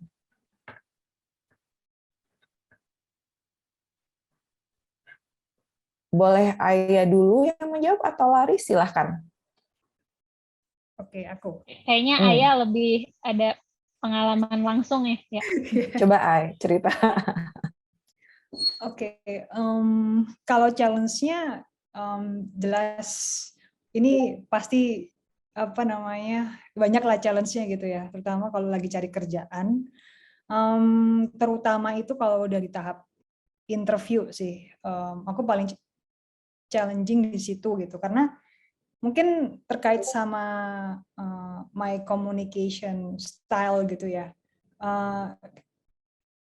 Kayak jadi dulu tuh sebelum aku kayak belajar how to do prep the interview better, itu aku dulu nggak terlalu nge-prep gitu, jadinya kadang kacau tuh kalau interview, karena mungkin salah satu isunya tuh adalah working memory. Aku agak susah mengingat sesuatu dengan detail, jadi kadang kalau ditanyain sama interviewernya suruh nanyain case study gitu ya misalnya, aku kadang agak susah tuh ngebayangin di tempat gitu. Nah kadang itu jadi judgement-nya mereka gitu. Wah ini kayaknya nggak terlalu punya pengalaman nih gitu. Padahal waktu itu ya aku lupa aja. Padahal banyak sebetulnya yang udah aku lakukan gitu. Jadi kalau sekarang sih aku lebih prep sih, kayak buat list of questions dan mencoba ngejawab atau tulis secara detail gitu ya jawabannya. Jadi aku buat skrip gitu. Itu yang pertama. Terus mungkin yang kedua terkait interest gitu. Kadang aku tahu nih kalau misalnya aku nggak interest terhadap pekerjaanku, aku bisa jadi turn off aja gitu. Nah jadi yang aku lakukan adalah aku akan buat pertanyaan gitu sih, tanya sama biasanya kalau udah sama usernya gitu ya, sama manajer, itu yang pekerjaannya tuh on the detail daily basis tuh seperti apa gitu. Aku kalau bisa akan tanya secara detail supaya aku bisa ngebayangin kira-kira aku suka nggak ya gitu. Jadi sebenarnya how-nya tuh lebih ini juga sih. Walaupun mereka interview aku juga interview mereka gitu. Dan penting juga untuk interview manajernya gitu. So aku udah cukup open untuk disclose my dyslexic condition ke HR dan leader. Jadi ini something yang aku pengen tes juga. Ini mereka bakalan accommodate nggak ya? Bakal open nggak ya? Ya bisa dengan kayak melihat reaksi mereka gitu kan. Dan most of the time aku selalu positif sih, kayak mereka malah setengahnya malah aku merasakan oh mereka malah jadi curious gitu. Jadi curious. So aku nggak pernah menemukan experience di mana mereka jadi reject atau it's avoiding gitu. Ya mungkin sekarang karena trends juga ya, sekarang udah tempat kerja inklusif. I think people are getting more open on that gitu. Itu jadi pada dasarnya aku juga interview si my manager juga ini gimana dia bisa mengakomodate dan biasanya itu sih faktor manajer yang paling gede buat aku. Wah. Jadi gitu.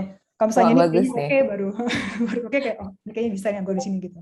Diakhiri dengan manajer. Nah, sekarang kita lempar ke Laris yang ada di sisi itu, dan mungkin kalau dari Laris mungkin gimana sih ya cara yang bisa biar teman-teman yang neurodivergent itu merasa aman untuk mendisclose kondisinya. Tadi udah cerita sedikit, tapi mungkin boleh di-share lebih lanjut, Laris, gimana? Ya, ini disclosure juga ya, kalau aku juga belum banyak hal yang aku lakukan di sini, karena masih baru banget belajar. Ya, tadi kan kalau dari sudut pandang teman-teman neurodivergent itu, ya memang nggak di semua situasi gitu ya, jadi ya ada unsur privilege juga di situ, apakah bisa mendisclose atau tidak gitu. Kalau dari makanya butuh ketemunya di tengah nih gitu ya, maksudnya edukasi itu bener tadi ya yang dibilang sama tadi Ayah yang bilang ya, maksudnya itu tuh educate yourself, your support system, and then your workplace gitu. Jadi ya misalnya aku sebagai manajer, aku bisa keluarin topik itu dan dari situ bisa lihat siapa nih yang nyaut, siapa sih yang ternyata yang punya concern, jangan-jangan aku ternyata punya kebutuhan yang beda nih gitu. Terus kalau aku setuju juga sama Ayah ya, kalau kayak dari proses interview itu kan sebenarnya proses mengenal dari kedua pihak gitu, dari perusahaannya dan juga dari kita yang mau melamar pekerjaannya gitu. Jadi dengan tanpa mendisklos kita bisa tanya apakah di kantor ini familiar dengan diversity seperti apa sih yang dilakukan di kantor ini gitu. Apa aja yang menjadi perhatian dan program apa yang dimiliki gitu. Dengan kita nanya itu kan nggak dengan serta merta berarti kamu punya neurodiversity ya gitu. Jadi itu kan bisa jadi pertanyaan yang netral gitu. Nah dari situ kita bisa lihat apakah memang ada support yang disediakan, misalnya udah sangat tingkat kesadarannya tinggi sampai udah ada support yang disediakan, atau kalau ternyata belum sadar tapi at least di momen itu kelihatannya kayak misalnya calon manajer atau calon teman kerjanya reaksinya kayak gimana sih gitu dengan sesuatu term baru mungkin yang mereka baru dengar, apakah mereka bisa dengan terbuka kayak aku memang belum tahu gitu tapi aku tertarik nih gitu, kayak tadi ceritanya Ayah gitu ya, jadi malah di situ nunjukin interest ini emang kayak gimana sih gitu, kayak aku pengen tahu lebih lanjut gitu. Nah itu kalau reaksinya seperti itu berarti potensi untuk kita bisa open up lebih jauh ke depannya gitu ya, dan untuk ada dukungan di tempat kerjanya akan lebih tinggi gitu dibanding yang kita nggak pernah dengar tentang itu dan kayaknya nggak penting gitu misalnya. Oke, thanks banget Laris. Ada pertanyaan terakhir sebelum kita tutup sesi Q&A ini untuk Mas Ananda. Mas Ananda lagi ada di tempat nggak ya? Ada pertanyaan untuk Mas Ananda tentang gimana sih cara survive di dunia musik, khususnya di Eropa, tapi juga sebagai individu neurodivergent. Tantangan apa aja yang udah dilalui dan mungkin bisa share tentang cara melalui tantangan tersebut, Mas Ananda. Terima kasih. Sebenarnya saya jauh lebih mudah survive di Eropa daripada di Indonesia ya. Yang tadi saya bilang masyarakat Indonesia memang masih lebih sulit untuk menerima perbedaan, terutama dalam bidang neurodiversity, dan juga musik saya di Indonesia tuh masih cukup langka, yaitu musik klasik, dan justru dari kolega-kolega saya yang bekerja di musik klasik di Indonesia tuh pemikirannya masih sangat terlalu barat, sedangkan saya ingin mengintroduce bukan hanya ke Indonesia tapi juga ke seluruh dunia identitas musik klasik Indonesia, dan itu justru lebih mudah diterima di Eropa daripada di Indonesia, karena di Indonesia tuh orang yang sukanya musik klasik, demennya gitu, atau ngakunya ya, para snobs. Sebenarnya kan musik klasik itu banyak snobsnya kan di Indonesia. Mereka tuh justru pengen sesuatu yang sangat kebarat-baratan, kuno, konservatif, dan sebetulnya anti inovatif ya. Jadi sekarang saya memperkenalkan NFT, non-fungible tokens, untuk musik klasik, dan ternyata saya tuh musikus klasik Asia pertama yang listing musik saya di NFT, dan kemudian saya juga bikin kompetisi piano pertama di dunia untuk NFT, dan itu oleh orang-orang musik klasik di Indonesia dianggap seperti ini apalagi, soalnya orang berpikirnya NFT itu kayak itu loh, Ghazali, mungkin pernah dengar ya, Ghazali yang bikin selfie 900 biji terus dijual sebagai NFT gitu. Jadi itu dianggap seperti satu hal yang hype, yang nggak artistik. Padahal segala hal itu bisa artistik, bisa enggak gitu. Jadi sebetulnya kalau urusan segala hal yang artistik dan produk-produk seni itu di Eropa lebih terbuka semua. Walaupun tentu dalam hal musik klasik memang segala hal yang berhubungan dengan inovasi lebih sulit untuk diterima ya, karena memang orang-orang di Eropa lebih tradisional, lebih konservatif, tapi orang Indonesia lebih aneh lagi menurut saya karena sukanya musik klasik yang barat, musik klasik itu harus barat buat mereka, bahkan harus Eropa.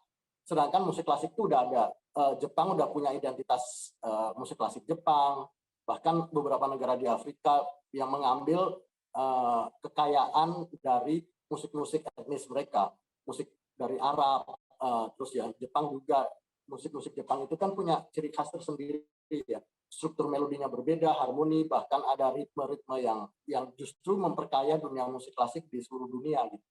Dan itu yang saya kerjakan sekarang dengan musik klasik Indonesia yang akhirnya membuat saya lebih bisa diterima di Eropa daripada di Indonesia sendiri, karena yaitu orang Indonesia masih sulit untuk menerima bahwa musik gamelan misalnya itu dimasukkan ke dalam musik klasik, atau musik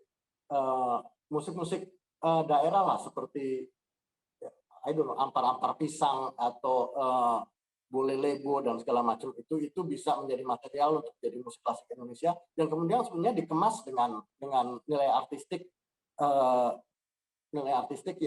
yang berdasarkan tradisi classical music ya, yang berdasarkan ide-ide atau metode dari Beethoven, Bach segala macam, hal-hal seperti polifoni segala macam. Ini hanya material aja, saya mengambil material dari musik etnis Indonesia dan kemudian saya olah dengan metode dan tradisi classical music gitu. Itu sih, semoga menjawab. Oke. Thanks banget Mas Ananda. Nah, kita sebenarnya udah lumayan lama loh ini diskusi. Aku nggak tahu teman-teman yang dengerin sadar apa enggak, kalau aku ngerasa kelewat gitu aja, tahu-tahu udah harus menutup sayangnya diskusi ini, dan mudah-mudahan banyak yang bisa kita ambil dari diskusi ini, dan mudah-mudahan lebih banyak diskusi nanti ya ke depannya yang lanjutan follow up dari ini. Nah, sebelum aku tutup panel ini, boleh nggak ya aku muter di antara para panelis, minta final thoughts, mungkin ada komentar terakhir, atau mungkin mau menitip tools atau resources yang sekiranya akan berguna untuk teman-teman yang neurodivergent atau untuk membantu membangun ruang kerja, relasi kerja yang lebih inklusif.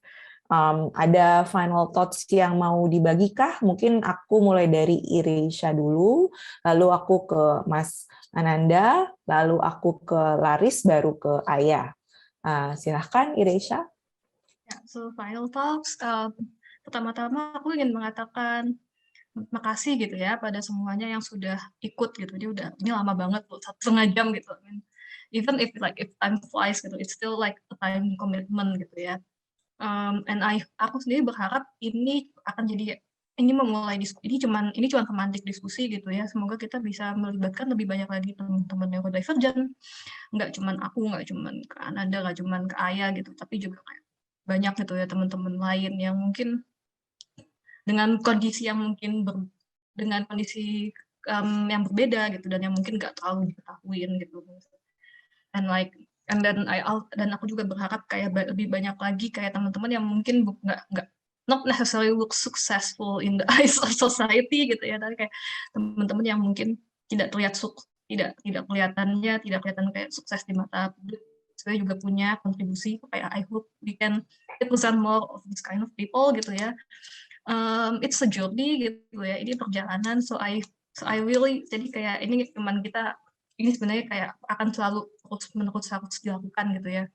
When it comes to support, when it comes to tools gitu, sebenarnya sih kayak mungkin aku tahu gitu ya, pasti masih banyak teman-teman di sini gitu ya masih bingung gitu, di mana sih support, di mana tools, and like apa aja sih yang harus apa aja sih kayak checklist gitu yang harus dilihat gitu ya. So basically you can bisa dilihat gitu ya di virtual event, kayaknya udah ada ya quiz, and like also I want aku ini agak promosi sih ya, so like salah satu teman gitu ya, salah satu teman juga advokat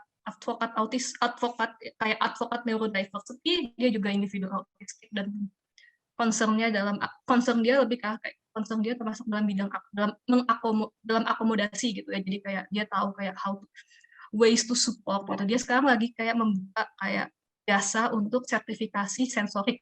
Jadi kayak misalnya kalau teman-teman di sini yang aku pengen nih membuat lingkungan kerja yang lebih ramah sensorik untuk individu autistik. So she's currently dia baru membuka. Aku nggak bisa ngasih linknya sih di sini karena dia kayak gambar gitu. And like tapi kalau saya mau, you can contact me, nanti aku bisa kasih gitu gambar, aku kasih gitu ya informasinya lebih jauh.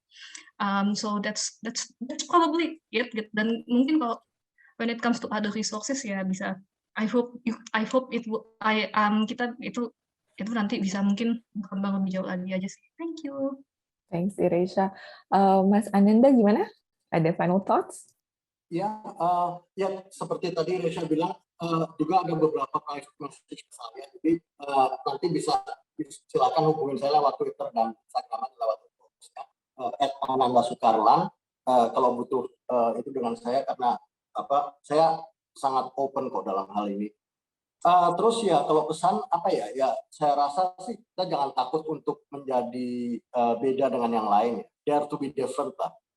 Gini, jadi banyak orang menertawakan saya karena saya berbeda. Sedangkan saya menertawakan banyak orang karena mereka semua sama. Gitu aja. Itu poinnya penting tuh tadi Mas Ananda. Thanks banget. Laris silahkan. Oke. Ini aku baru selesai baca suatu artikel nih. Ini ada di majalah Offscreen namanya. Ini Agnes baca nggak ya? Dan ini menarik, ada artikel yang baca ya. Nanti aku tulis aja ya namanya. Ini nama tokoh yang diwawancara di sini, namanya Jutta Treviranus. Dia adalah founder di Inclusive Design Research Center. Dan di sini dia bilang, mendukung, kenapa sih gitu kita harus mendukung inklusivitas. Itu bukan karena charity gitu.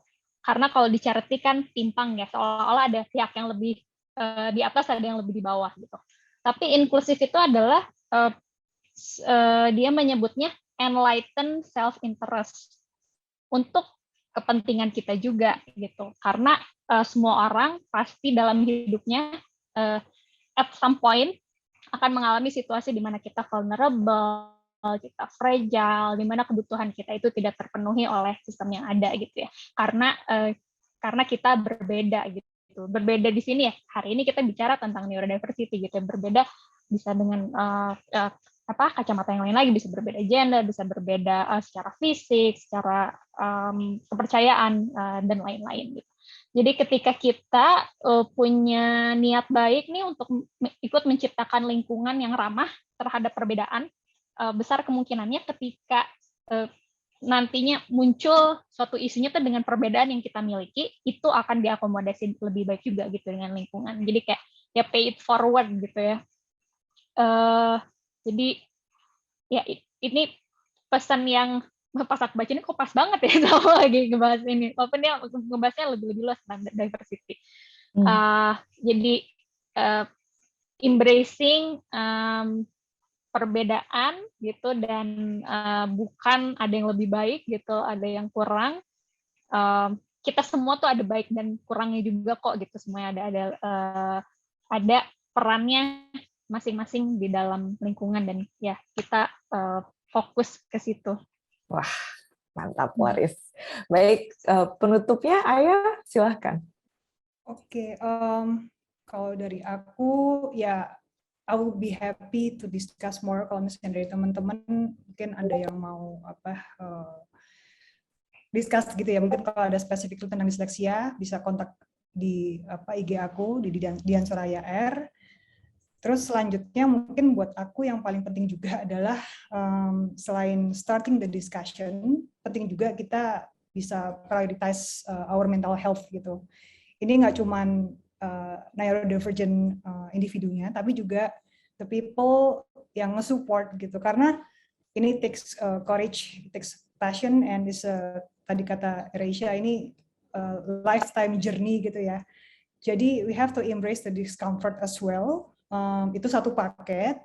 That's why kita mesti memprioritaskan juga our mental health gitu.